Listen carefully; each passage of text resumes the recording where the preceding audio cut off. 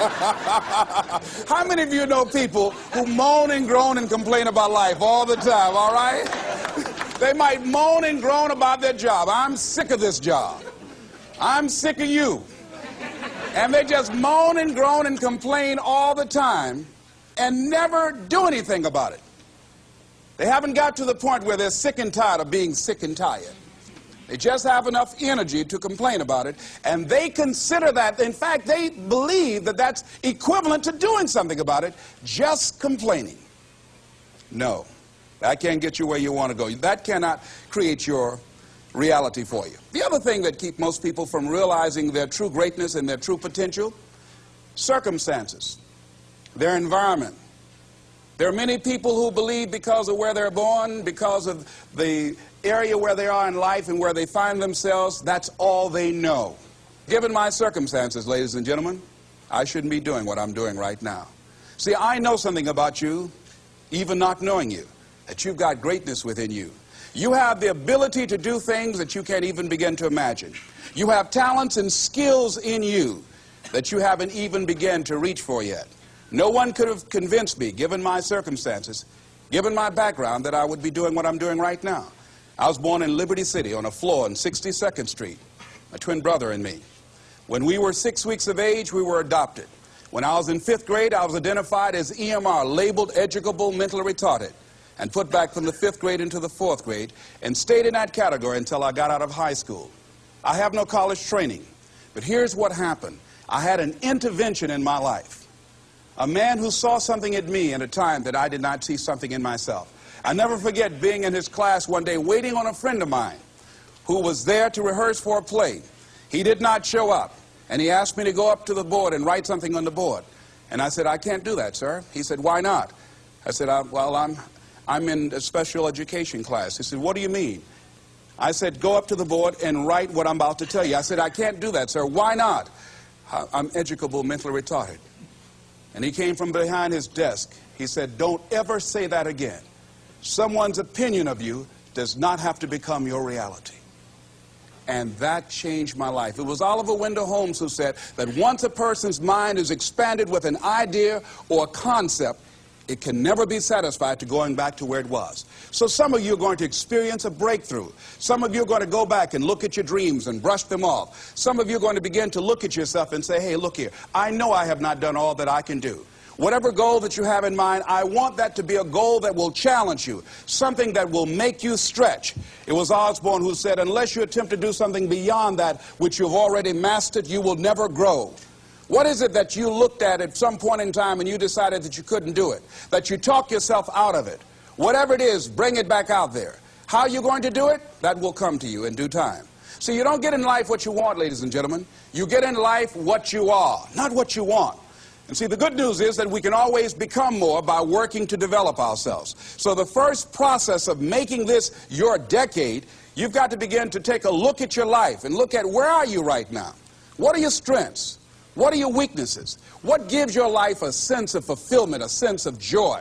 What does a full, rich life means to you?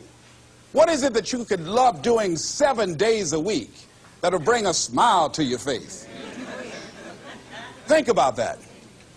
In all the areas of your life, your professional life, your personal life, your family life, your spiritual life, what is it that you'd like to have? Once you begin to determine that, that takes you to the next step.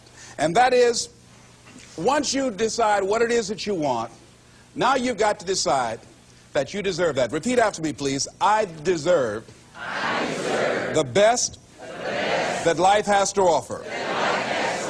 I deserve to find my purpose in life. Shake somebody's hand on your right and left and say, find your purpose.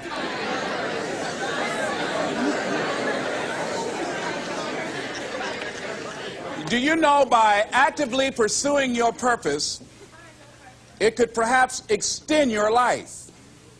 The number one killer in this country of all the diseases we have, heart disease. That's the number one killer. And if you ask most people, when is it that the majority of people have their first major heart attack? Some people will tell you as a result of obesity, or smoking cigarettes, or high cholesterol, or high blood pressure. And all of those are contributing factors. However, the truth of the matter is that most people don't realize that the majority of people suffer their first major heart attack on Monday morning between 8 a.m. and 9 a.m. People getting ready to go to jobs that they don't like, jobs that are making them sick. You see, when you're not pursuing your goal, you are literally committing spiritual suicide. When you have some goal out here that you're stretching for and reaching for that takes you out of your comfort zone, you'll find out some talents and abilities you have that you didn't know you have. I started speaking just to elementary school kids because I knew they didn't know what I was talking about. And they gave me all kind of standing ovation. We like you, yeah. Then I graduated up to junior high school and then to senior high school and then to various community groups and church groups and civic associations and then to colleges and to businesses. Now I'm traveling across the country and then traveling nationally and internationally. But I never would have discovered what I'm able to do right now if I wasn't willing to take a chance. And you've got to be willing to do that. You've got to believe in yourself. I was doing work for a major corporation and they were having a major downsizing. It's just another terminology for major firings. And so the people that were working there, they approached them and said, listen, you are eligible for early retirement. We will give you a buyout package of $300,000 if you take it within this time frame. However, after this time frame, when we have the downsizing, you might be among the people cut and you will lose all benefits that we're talking about right now, and the most you can get is 2 weeks severance pay. Ladies and gentlemen, only 50% of the people that were eligible took this. Let me tell you something.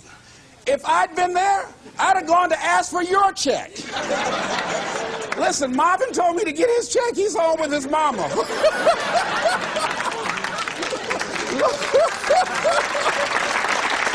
What?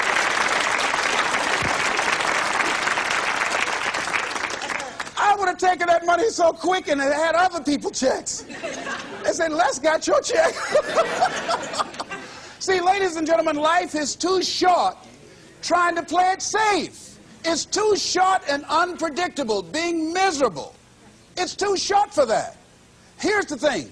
There's no safe position in life. Let me tell you why. It's a quiet secret that most people don't realize. You can't get out of life alive. Hello, you can't get out of life alive. So there's no safe position. You can die in the bleachers or you can die on the field. You might as well come out on the field and have a good time, right?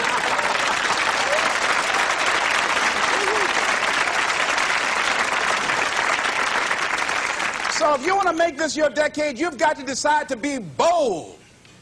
See, you got to be bold in life. You got to take life on. I remember I was at a major corporation. I had to give a presentation, and there were two guys sitting across from me, and the guy said to the other fellow, looking at the last two finalists, and that involved my firm and their firm, said, listen, looking at the credentials, this guy doesn't have any credentials. We have an advantage here. We've got 2 PhDs between us. I got up and I went in the bathroom and started talking to myself. I said, Les Brown, what do you care about their 2 PhDs? You have 6 children.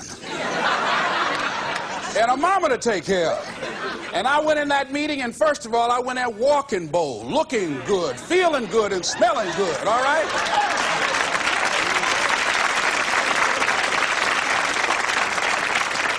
And I sat across that table, and we started negotiating, and I operated in a spirit of absolute certainty.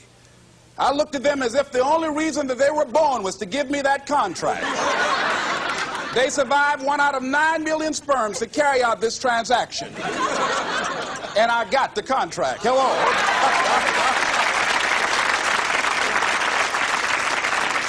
So you've got to decide to be bold. Most people go through life trying to creep. No, no, no. Trying to be casual about it. No, no, no. You go through life being casual, you'll end up a casualty. No. You've got to be bold in life. You've got to take life on. Now here's